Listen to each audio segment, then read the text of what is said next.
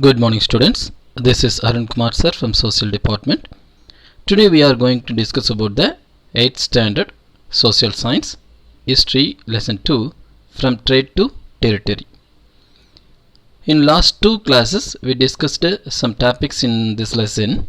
That was the rise of political power of English East India Company, to know the events and impacts of Battle of Plassey and Buxar, to know the Carnatic Wars and the Mysore Wars, to know the Anglo-Maratha Wars. That and all we discussed in the last two classes. Now we are going to discuss about to understand the growth of colonial army and civilian administration. Next one, to understand the principles of subsidiary alliance and doctrine of lapse. So these topics we are going to discuss in today's class. Okay, first one, the British Administrative Organization in India. That is a heading. The British Administrative Organization in India. The British Indian administration was run by four principal institutions. That was civil service, army, police and judiciary. So these were the four administration system in India by the British. Next one, civil service. First topic is civil service. The term civil service was used for the first time by the English East India Company to distinguish its civilian employees from their military counterparts. That is the two different types of employees. That was civilians and military. Next, translating law into action and collecting revenue were the main jobs of the civil service. There were the two important jobs, that was translating law into action and collecting revenue were the main two jobs of the civil service. The civil service was initially commercial in nature, but later it was transformed into a public service. First that was commercial purpose, after that was transferred into public service. In the beginning, the appointments of these services was the sole prerogative of the court of directors of the company. But the nominated civil servants indulged in corruption, bribery and illegal private trade. The nominated civil servants, they indulged in the corruption, bribery and illegal private trade. So Cornwallis, who came to India as Governor General in 1786, enforced the rules against the private trade. He wants to stop the private trade. He also raised the salary of the company's servants, who became the highest paid civil servants in the world. So Lord Cornwallis, he wants to stop the bribery, corruption and illegal private trade. So he introduced some new things in the Indian administration. Next one, Lord Wellesley, who came to India as Governor General in 1798. He was the next Governor General. He introduced the idea of suitable training for the civil servants. He introduced suitable training for the civil servants in India. In 1800, he established the college in Fort William at Calcutta to provide training in literature, science and languages to the civil servants. However, the directors of the company disapproved of his action and replaced it by their own East India College, established at Haileybury in England in 1806.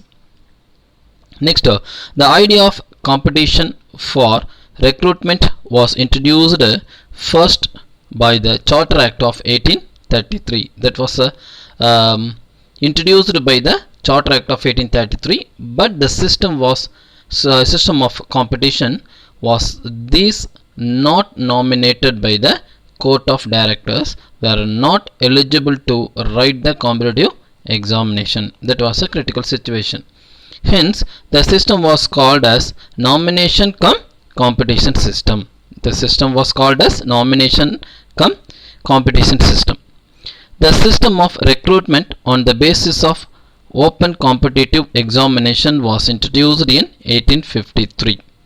This system was confirmed by the Government of India Act of 1858. The minimum age for competitors was fixed at 23. That was the age limit. Maximum age for competitors was fixed at 23. Subsequently, East India College at Haileybury was abolished in 1858 and recruitment to civil service became the responsibility of the Civil Service Commission. By the regulation of 1860, the maximum age was lowered to 22, in 1866 to 21 and 1876 to 19. That was the changes in the age limit.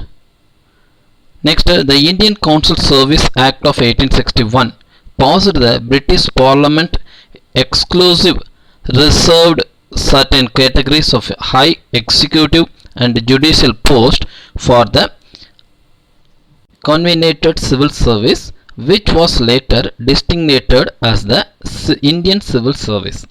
Due to the lowering of age limit and holding of examination in London, it could be possible only for very few wealthy Indians to appear at the ICS examination. In 1869, three Indians, Surendranath Banerjee, Ramesh Chandra Dutt and Bihari Lal Gupta, these were the three persons only became successful in the ICS examination in India. Okay, so there were a lot of competitions to the Indians to participate in the Indian administration in India. Okay. Later on, the Indians demanded to increase the age limit and to establish center for examination in India instead to England. There were a lot of Indians, they wants to write the civil service examination and they wants to participate in the Indian administration, but that was not possible because the examination centers that was only in England. So they wants to change the examination center and they wants to establish in India, and they wants to change the age limit for the appearing of the examination. In 1892, the minimum age limit for appearing for the civil service examination was raised to 21 and the maximum to 23. That was changes in the age limit. In 1912, a Royal Commission on Public Service was appointed. One commission was appointed in 1912, that was Royal Commission, chaired by Lord Islington. This commission had two Indians, that was an important thing.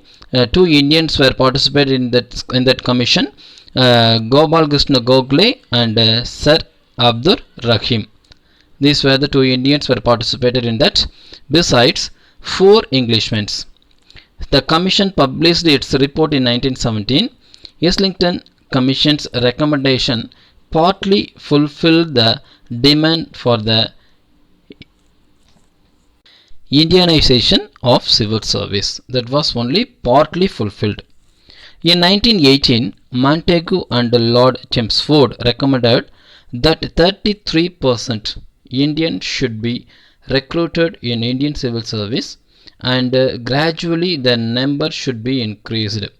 During the time of Montagu and Lord Chelmsford recommendation, the 33% reservation for the Indians in the Indian civil service.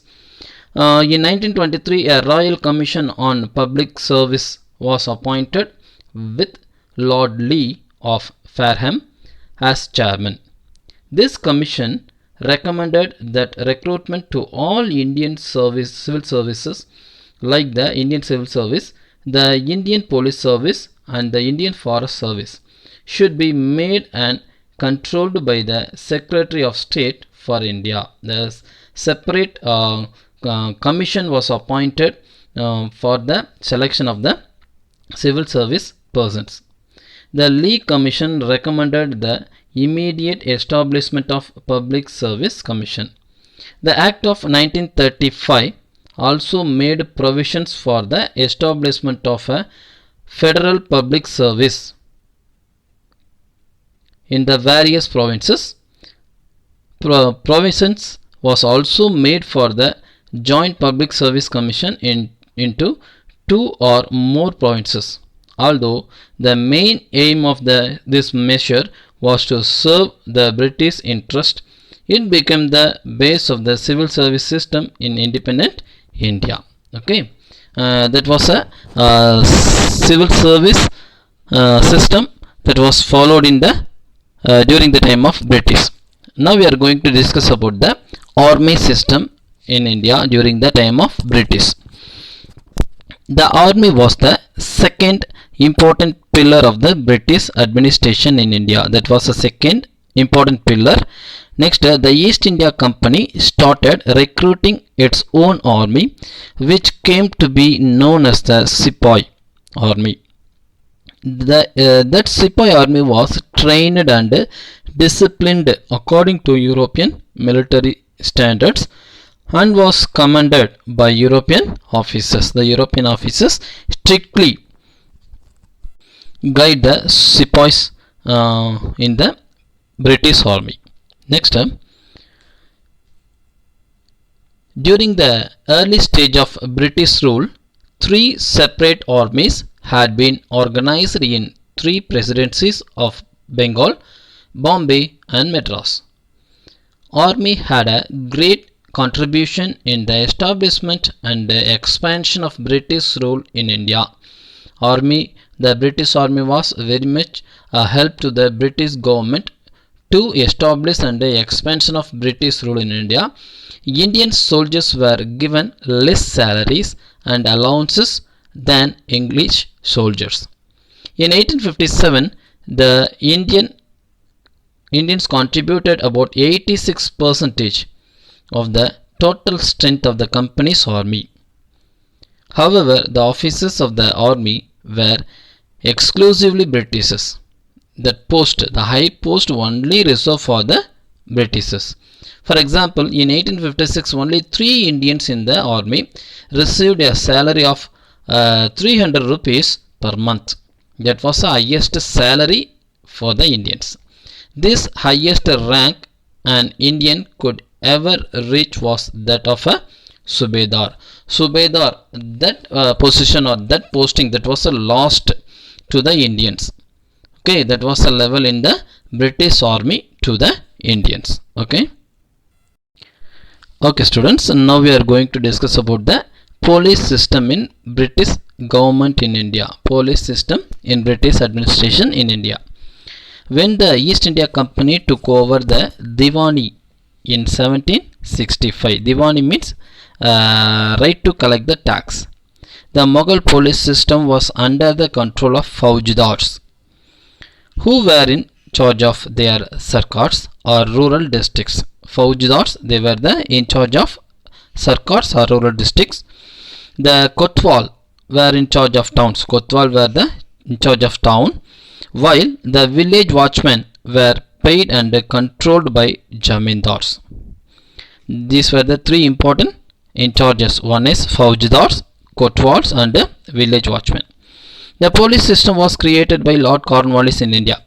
The police system that was created by the Lord Cornwallis, he relieved the Jamindars from police functions and established a regular police force in 1791. Lord Cornwallis established a regular police force in 1791. Cornwallis established a system of circles or danas, each headed by a darogas. The authority of the daroga extended to village watchmen who performed the police duties in the villages. The hereditary village police became chowkidars.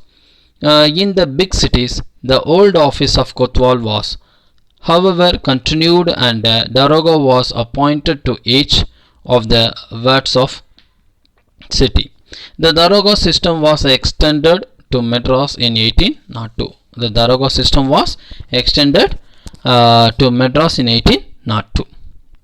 Before the post of district superintendent of police was created, all the danas were under the general supervision of the district judge.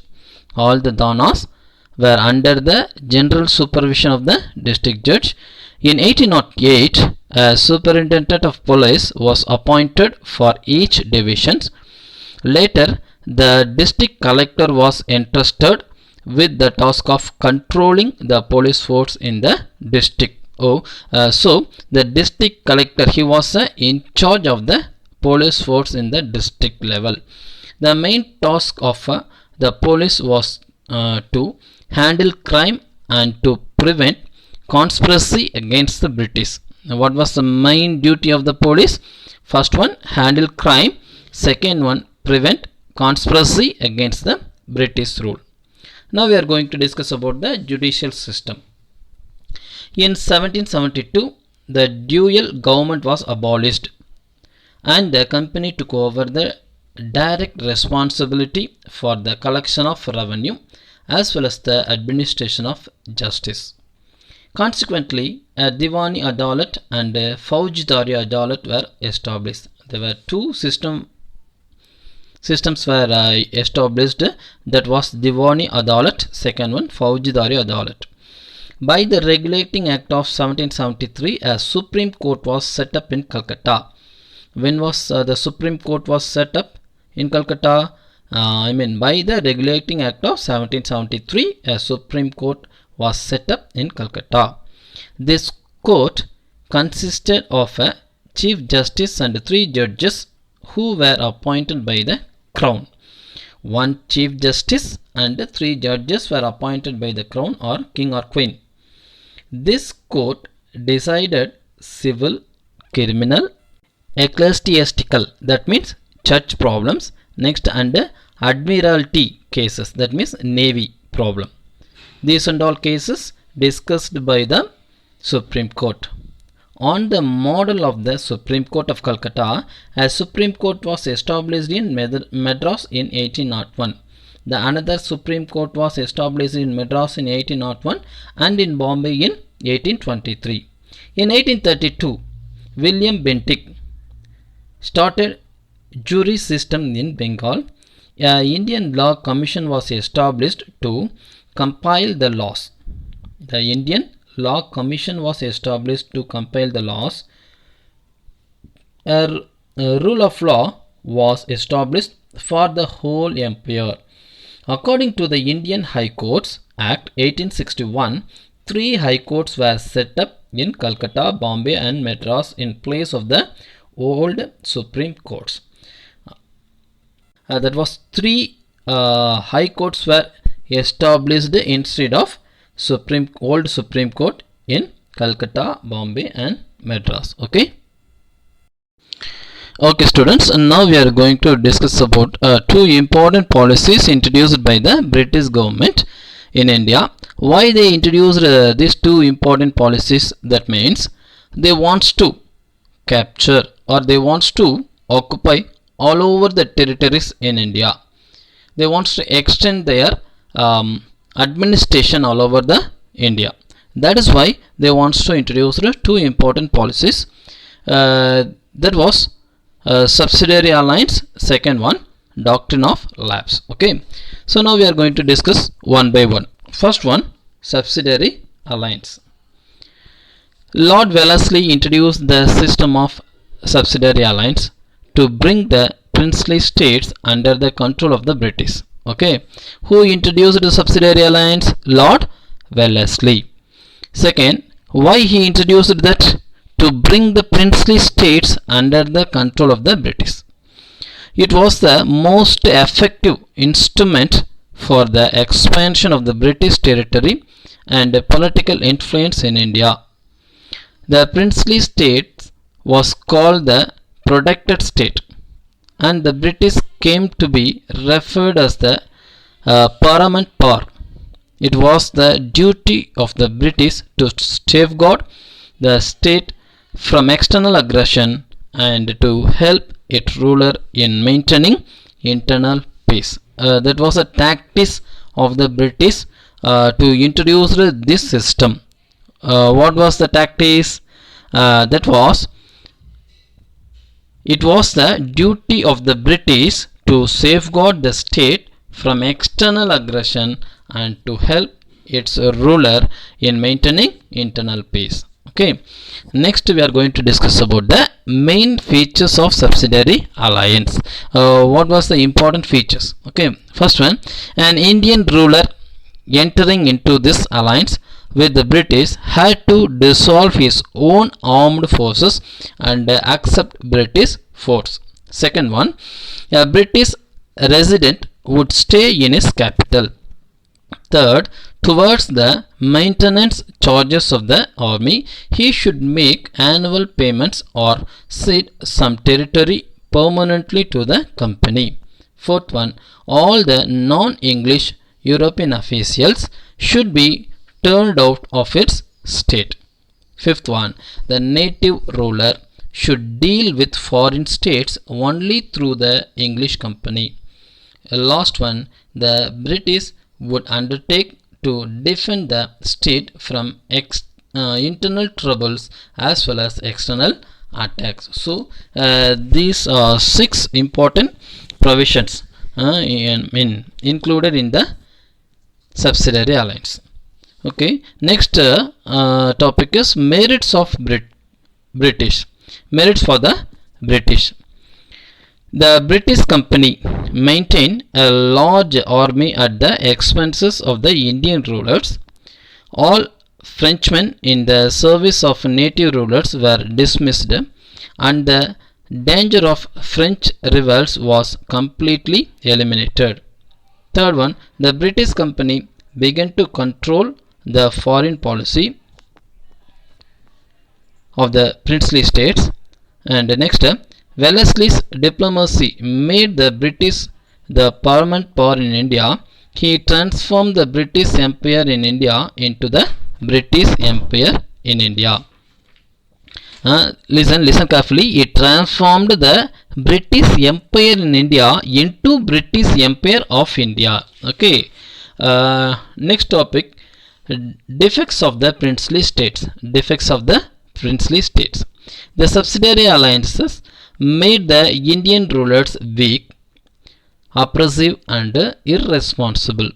Protected by British arms, they neglected their duty towards their subjects and even exploited them. The Indians, they forgot everything, especially the duty towards their subjects, and even exploited them. Okay, so this and all including in the subsidiary alliance. Okay. Okay students, and next topic is doctrine of lapse. That was introduced by the Lord Dalhousie. Okay, why he was introduced? He adopted a new policy known as doctrine of lapse to extend British Empire in India. He made use of this precedent and declared in 1848 that if the native rulers adopted children without the prior permission of the company, only the personal properties of the rulers would go to the adopted sons and the kingdoms would go to the British paramount power. This principle was called the doctrine of lapse. It was bitterly opposed by the Indians, and it was one of the root cause for the Great Revolt of 1857. It was a root cause. What was the root cause? The doctrine of lapse. Because the British government wants to extend the British Empire to capture all the places. Next one, factors for the success of the British. Factors for the success of the British. First one, greater naval power. Second, development of textile. Third, scientific division of labor. Fourth one, economic prosperity and skillful diplomacy of British. Fifth one, feelings of insecurity among the Indian merchants. Sixth one, the inequality and ignorance of the Indian kings. So these were the important factors for the success of British. And last one, now we are come to the conclusion. The Battle of Plassey was a foundation of a British dominion in India. The Battle of Plassey, that was a basic or a platform for the foundation of British dominion in India. The company's administration was not for the interest of the people. The Indians, they disliked the activities of the British East India Company. It was imperialistic, expansionist and exploitative. The British government wants to utilize three basic concepts, that was imperialistic and expansionist and exploitative. So these were the three important basic concepts utilized in the administration. It brought more Indian territories under the British dominion through subsidiary alliance and the doctrine of lapse. Why the Britishers introduced these two policies, that was subsidiary alliance and doctrine of lapse? They wants to, or it brought more Indian territories under British domain through these two policies. That is why they introduced these policies in India. This policy led to a South Indian rebellion 1800 to 1801, Vellore rebellion in 1806, and the Great Rebellion in 1857. So these were the policies. Very much help to the British government to extend their empire and exploit all the wealth and extend their territories in India. So that was a root cause for the rebellions, revolt that was happened in India. Okay students, history second lesson that is over. Next lesson we will discuss in the next class. Okay, thank you students, thank you very much.